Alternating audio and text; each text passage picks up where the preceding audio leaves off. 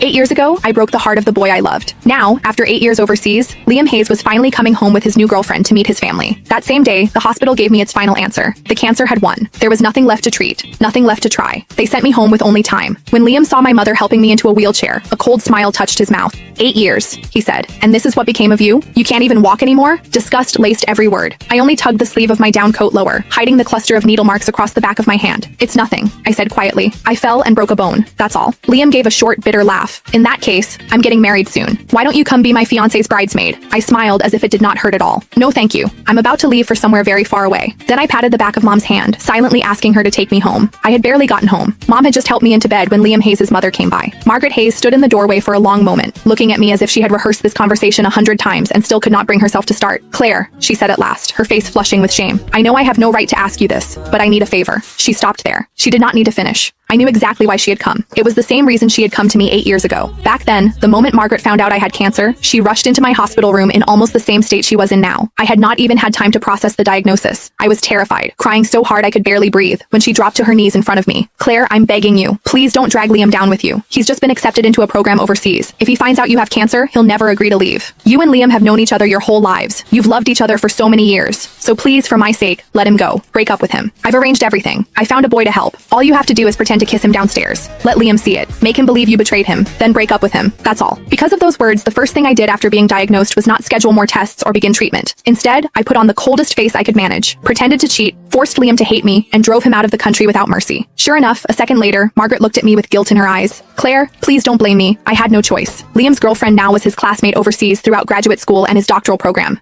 They're perfect for each other. I really don't want to ruin such a good marriage. You know Liam, he adored you when you were kids. If he finds out the truth about what happened back then, I'm afraid, her voice shook. I'm afraid he'll throw everything away again. So could you stay away from him for a while? You don't have much time left anyway, do you? In your condition, you shouldn't be going out, don't you think? The moment Margaret said those words, my mother grabbed a pack of adult diapers from beside the bed and slammed it down so hard the mattress shook. Seeing that she was about to lose her temper, I quickly tugged at her sleeve and softened my voice. Mom, please. It took several seconds before she managed to hold herself back. Only then did I look back at Margaret. I can promise I won't tell Liam what happened 8 years ago, I said calmly, but I can't promise I won't see him. No, I could not promise that. Because during all 8 years of surgeries, chemo, and hospital ceilings, there had never been a day when I stopped missing Liam. Chapter 2. When chemotherapy became too much to bear, I would clutch the old photo of Liam and me until my fingers cramped. Some nights, that picture was the only thing that kept me from giving up. I went through more surgeries than I could count. Some minor, some so dangerous, Mom signed the consent forms with shaking hands. More than once, I was rushed into the ICU and almost did not wake up again. Every time, Mom stood beside my bed and shouted herself hoarse. Claire,